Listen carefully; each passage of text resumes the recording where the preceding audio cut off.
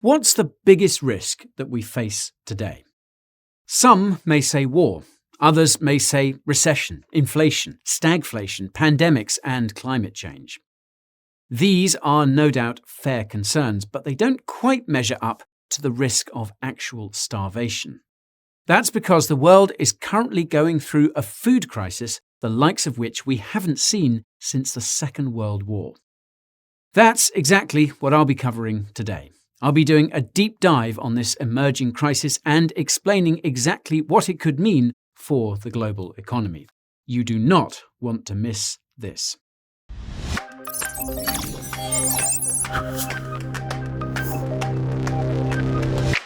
Before we start talking calories, a little disclaimer is what we all need.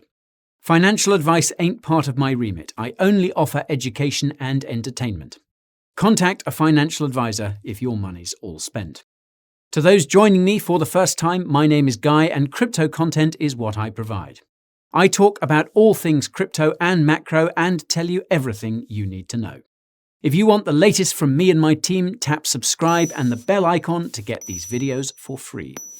In return for this wisdom, all I ask from you, my friend, is that you watch this little number right till the end. Okay, no more letting this sort of waffle intrude. It's time for some frightening facts about global food. If you have no idea what this food crisis of which I speak is, then you're lucky. That's because even if the shelves at your local grocery store are full, you're probably paying a lot more for the food that you're buying. Now, speaking from personal experience, there was a time when it was very hard for me to get my hands on certain types of cereal. After doing some research, it appears as if there were many people around the world in similar situations. Here in the UK, we recently saw headlines about a potential chicken shortage. In other parts of the world, sunflower oil is in short supply. Corn has also become a hot commodity as people scramble to buy it before stockpiles dwindle. Any of you folks fans of cheesecake or cheese and bagels? Well, earlier this year there was a pretty big shortage of cream cheese in the US. This was because of a broader shortage of dairy products. But guilty pleasures like cheesecake can't compare with some of the other shortages that appear to be impacting the most vulnerable. See all the stories about baby formula shortages in the US. It seems as if this particular squeeze has been going on for almost 2 months. Of course, there are many more shortages out there that I shan't go over here, but you get the picture.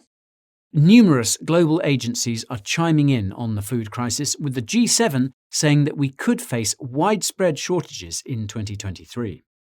The UN food chief trumped that rhetoric by saying that the food crisis that we're facing today is the worst that we've seen since World War II. Now, of course, the precursor to shortages is, of course, skyrocketing prices, and these are happening across the board. The US has seen double-digit price increases of items such as ground beef, bacon, eggs, oranges, fish, coffee, pork, milk, and butter, and so on and so on. In fact, if we were to look at the Food Inflation Index from the Bureau of Labour Statistics, we can see that in April, food prices were up 9.4% over the last year. That's the highest the index has been in months, and is one of the primary drivers behind the broader inflation that we're seeing. Over in Europe, things aren't looking much better. For example, back in April, Germany's largest discount supermarket, Aldi, announced that it would be hiking prices for some food items by between 20 and 50%. Just think about that. Things aren't expected to get better anytime soon. According to the World Bank, food prices are expected to soar by almost 23% this year globally. Moreover, once we get past the stage of exorbitant food prices, we start moving into the territory of severe and acute shortages. Shortages that either force people to adapt and find alternatives or, in the worst case scenario, go hungry. Now, the reason why this is such a troubling scenario is because the concept of food shortages is almost unheard of in this day and age, at least in richer countries. We have always taken certain things for granted, and the stability of our food supply chains is one of those things. So, how the hell did we get here? Well, there are a number of reasons. The sad reality is that global food security has been a concern for more than a year. Ever since supply chains were thrown completely out of whack by the pandemic, food shortages have become a reality. Even last year, there were many countries that appeared to be in a precarious position in regards to food. This was detailed in the latest Food Security Report, which was completed in March this year. I'll leave a link to it in the description. Indeed, ever since 2020, the prices of food commodities such as wheat, sunflower oil, soybeans, etc. have been steadily creeping up. This meant that earlier this year, food prices were already at some of the highest levels that they had ever been. For example, in 2021, we saw a 28% increase in the price of food, according to the Food and Agriculture Organization's Food Price Index. Food security seems also to have spooked the leader of the nation with the most mouths to feed. That's because, late last year, Xi Jinping put the focus on food security as a top priority. Perhaps he knew something the rest of us didn't. Either way, the whole question of food security took on a completely new meaning with Russia's invasion of Ukraine back in February. With that invasion, the entire dynamic of the global food supply chain changed. That's because Ukraine is considered to be one of the most important breadbaskets in the world and the most important food producer in Europe. Its land is incredibly fertile, and prior to the invasion, it exported 42% of the world's sunflower oil, 9% of its wheat, almost 10% of its barley, and 16% of its maize. Any disruption to the exports of such a large food producer is of course going to cause a massive supply shock throughout the world, and that shock is what we're now beginning to feel. It's pretty hard to farm when you have artillery shells flying over your head, and all your workers have joined the army. That's why there was such a massive fall in the amounts of these commodities being farmed post-invasion. Not only that, but given that Russia has embargoed the Ukrainian ports on the Black Sea, the grain that was being produced can't be exported. For example, given that the merchant fleet is unable to leave Odessa, grain has begun to pile up in storage in Ukraine. By some estimates, there could be as much as 25 million tons of grain sitting in stockpiles and at risk of rotting, a dire situation. So, that's Ukraine. But Russia is also a really large soft commodity exporter. It exports 21% of the world's sunflower oil, 14% of its wheat, and almost 10% of its barley. Although Russia's farmlands have not been damaged by conflict, exports of these goods have been restricted, partly because of, and in retaliation against, Western sanctions, and partly to secure Russia's own food supply. So, what you effectively have is a situation where over 64% of the world's supply of sunflower oil is at risk of serious disruption, along with 23% of its wheat and 20% of its barley. To give you an idea of just how much that is in the global food tables, analysis by a senior research fellow at the International Food Policy Institute estimates that Russia and Ukraine account for 12% of the global calories that the world trades. Crazy, right? I should also add that the invasion has had an additional impact here on the cost of these end products. It's not just that there's likely to be less supply, but those commodities which are exported will command a much higher price. That's because of the added costs of extraction and transport, higher fuel prices. So, if things appear dire, that's because they are, and unfortunately they're only likely to get worse. Firstly, even if the war in Ukraine was to end tomorrow, the damage for this year has already been done. That's because goods take their time to move through global supply chains, and given how slow those are, the impacts are likely to be felt all the way till the end of the year. On top of that, the most arable parts of Ukraine are in the east of the country, which happens to be where most of the fighting is taking place. Arable land is being destroyed, either by the conflict or by Russia's scorched earth policy. Stories abound of farms being stripped of their equipment and landmines being buried in the fields. According to the chief executive of one of Ukraine's largest farming companies, they've been unable to plant corn and sunflowers on 30,000 hectares, thanks to mines and unexploded shells. You only need to extrapolate this out to all the farmland in the east, and you get an idea of the magnitude of the problem. Who knows how long it could take before this land can be used again, and how long before it could be harvested. The Ukrainian government predicts 25% less land will be planted this spring than usual. And there are many who think that these are some really optimistic estimates. So that's the grim reality of the war on the ground. But even if Ukraine manages to start some of the harvesting again, it could still have to contend with a Russian embargo of its Black Sea ports.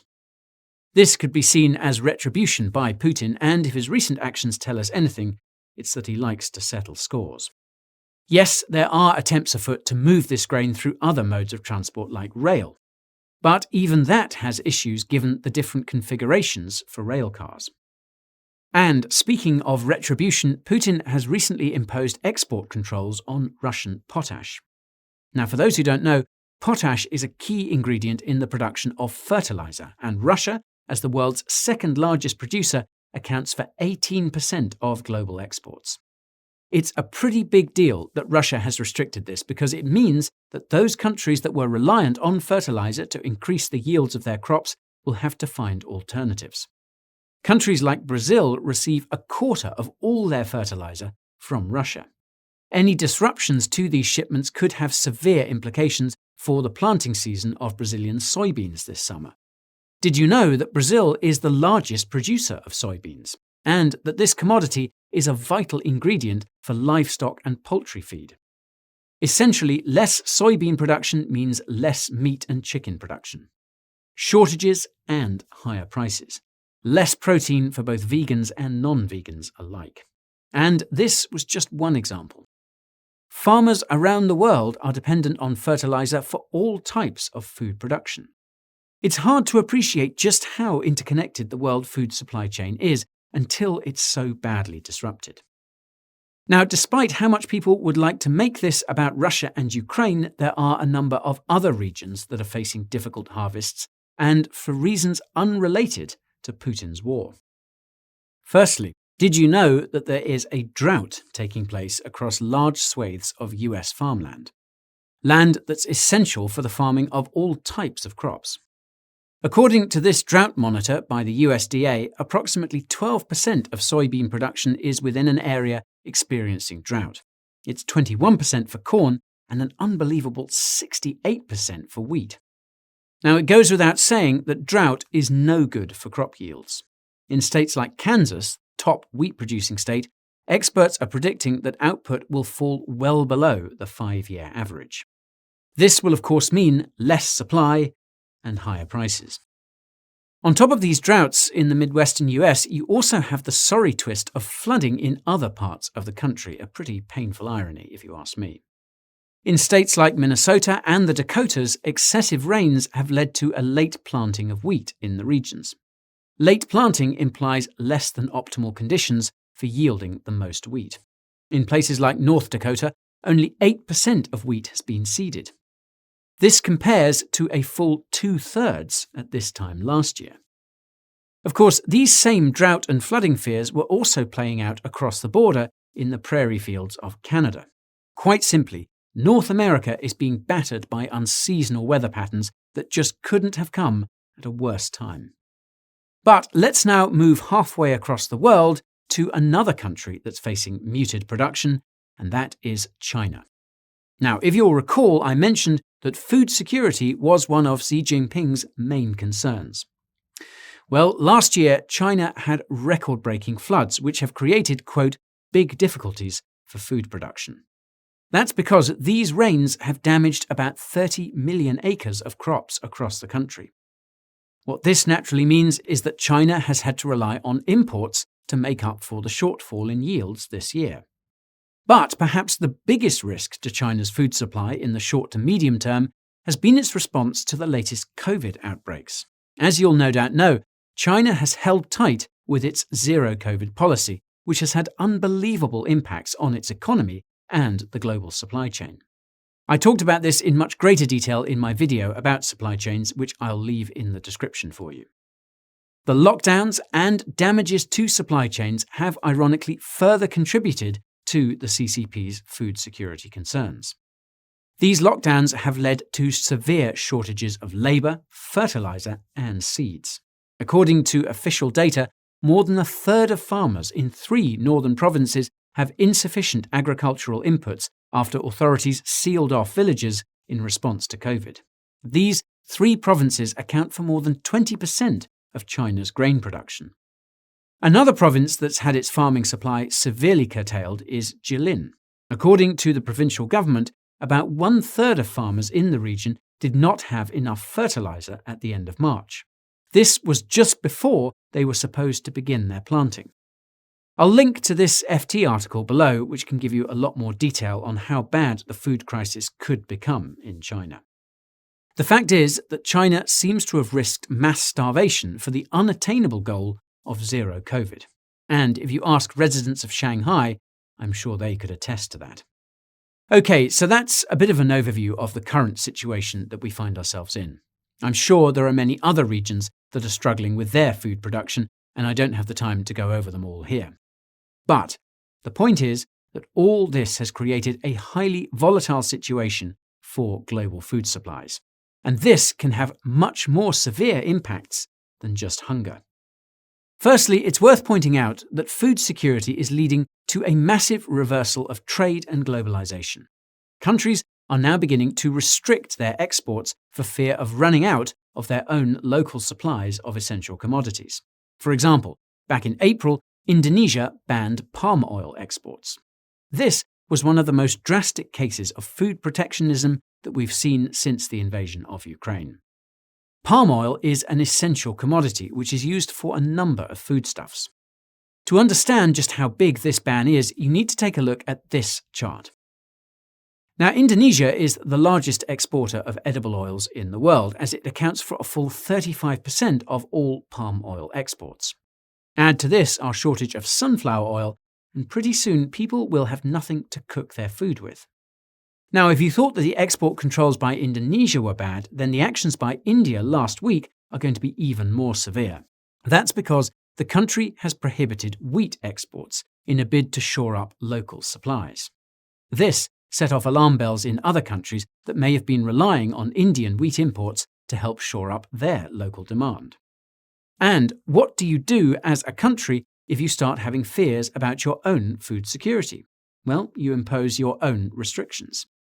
This causes a chain reaction where countries all start restricting exports to the point where trade dries up and those countries that rely on food imports, quite frankly, starve.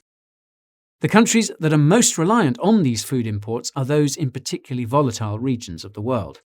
Take a look at this chart over here. It shows the regions that are most likely to be affected by rising wheat prices. Countries in Africa and the Middle East are particularly vulnerable to this. For example, did you know that Egypt imports 80% of its wheat from Russia and Ukraine? Lebanon gets at least 60% of its wheat from the warring nations. I'll remind you that food shortages and high prices were one of the contributing factors to the Arab Spring in 2011, which had its origins in, that's right, Egypt. It's also not as if Lebanon isn't going through its own share of economic trouble, with a collapsing currency and crazy levels of inflation. Countries in Africa aren't faring that much better either. According to this report by the UN on the impact of the invasion, Benin and Somalia get all of their wheat from either Ukraine or Russia. These are countries that are not the most stable at the best of times, so when you throw in a food crisis to the mix, it's akin to throwing a match into a tinderbox. Now, even if you don't think that a food crisis in the Middle East or Africa is something you should personally be concerned about, well, I have news for you. As I mentioned, these food crises tend to have a way of turning into political crises, which then further devolve into mass unrest, which has an unfortunate tendency to result in conflict. Conflict and starvation lead to mass migration of peoples away from the countries in question. This has the dual effect of draining the country of labour vital for growing food in the future. It also puts strain on those other countries where refugees migrate to. I'll leave a link to a recent podcast by McKinsey where the consultants talk about the impacts of this global food crisis on the world's stability. It really was an interesting listen. Quite simply, it isn't really a stretch to assume that a global food crisis could lead to massive geopolitical turmoil, the likes of which we haven't seen for quite some time. Now, this all reminds me of an article that I once read in the Scientific American magazine over 10 years ago. It made the argument that food shortages could actually lead to a collapse of civilization. At the time, I thought that it was more science fiction. But in light of what we're seeing today, science fiction could soon become uncomfortably real. And now a few final thoughts from me. I hope that this video didn't come across as overly dramatic. The truth is, I really am concerned about these global food shortages. It's something that I've noticed personally during my grocery store visits, and I didn't fully appreciate how bad it was globally until we did the research for this video. Of course, there's very little that we can do on a personal level to avoid a global food crisis. If governments decide to go the food protectionist route, all we can do is point out how nonsensical it is to global progress. However, we can make concerted efforts in our own daily lives to shore up our own food security. There's nothing stopping you from buying dried goods in bulk. Some of these can last for over 5 years if stored in the right conditions. Dry milk and dairy products could come in handy for a rainy day. Freeze-dried meats that have been professionally packaged can have a shelf life of nearly 15 years. Or perhaps you're lucky enough to have a garden. There's nothing stopping you from planting a few vegetables, herbs and spices. Not only is it more sustainable than buying the items, but it's more cost-effective, not to mention the sense of pride in growing your own food. Now, you may think that this advice is silly and that you see nothing but abundance when you head down to the shops. And I really do hope that all these concerns about a global food crisis are overblown. But given all the crazy, frightening stuff that's been going on recently, we really can't rule anything out. And that's my video for you today, folks, but I am keen to get some feedback. Are you also worried about the food crisis, or do you think that it's all overblown? Fire your comments down below. Oh, and while you're down there, I have some other goodies for you, my socials page. This has links to all the other places that you can follow me off the tube. Most of these are verified by blue ticks, and they include my Telegram channel, Twitter, Instagram and TikTok, and of course my email newsletter where I share a breakdown of my personal portfolio as well as a breakdown of some upcoming videos. Oh, and if you've been eyeing this magical little number right here, you can bag it in my merch store, also linked to below. There's a whole lot of other merch there, including tees, beanies and more. All sales go to help supporting the channel and making sure that I can keep it ad-free. If you found this video fire, then fire up the likes. Don't forget to subscribe to make sure you're in line to receive my latest crypto vibes. Oh, and hit that bell as well. That would be swell. That's it for today, guys. This is Guy bidding you goodbye.